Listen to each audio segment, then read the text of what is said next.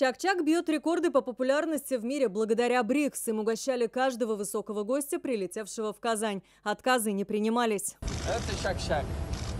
Надо вот Я это знаю, что... откусить немного. Ну, как скажешь. Потом. Сказал немножко. Спасибо. Мне что сказал, 2 съесть.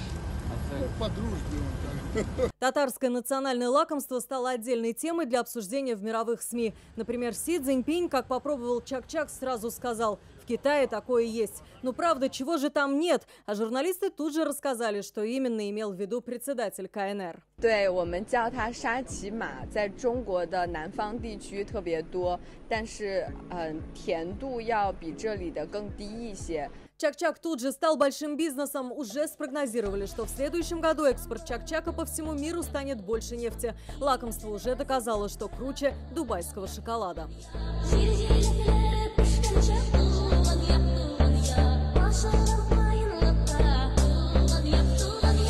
Впрочем, уже началось. Шарик, который якобы предлагали индийскому премьеру, уже в продаже. За него просят ни много ни мало 40 тысяч рублей. Покупателям остается только верить. Скоро воздух начнут продавать, которым дышали участники саммита. Среди шуток о большом количестве сладкого и такая фраза: «Насмотрелся на людей в аэропорту. Закупился Чак-Чаком, толкыш-каляве и чаем. Могу провалиться в сахарную кому». И самая удачная шутка из соцсетей: теперь Чак-Чак может претендовать на вступление в БРИКС. К слову, верят казанцы и в то, что саммит в Казани уже давно предсказали создатели пророческого мультфильма «Симпсоны». И не просто предсказали, а в деталях. В частности, проблемы с мобильной связью.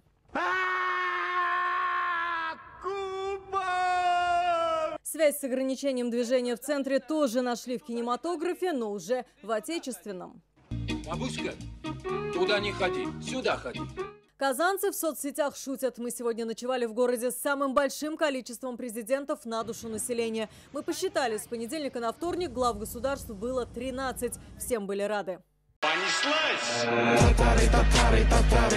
Наблюдают татарстанцы за каждым из высоких гостей. Так генсек ООН Антонио Гутерриша в татарской национальной одежде назвали чистым татарином. Восхищаются и наблюдают за дресс-кодом членов делегации. Ну как тут оторвать взгляды? На память о БРИКСе в Казани останутся 2 морские свинки. Они родились на этой неделе и получили имена «Саммит» и «БРИКС». Алия Хайрудинова, ТНВ, Казань.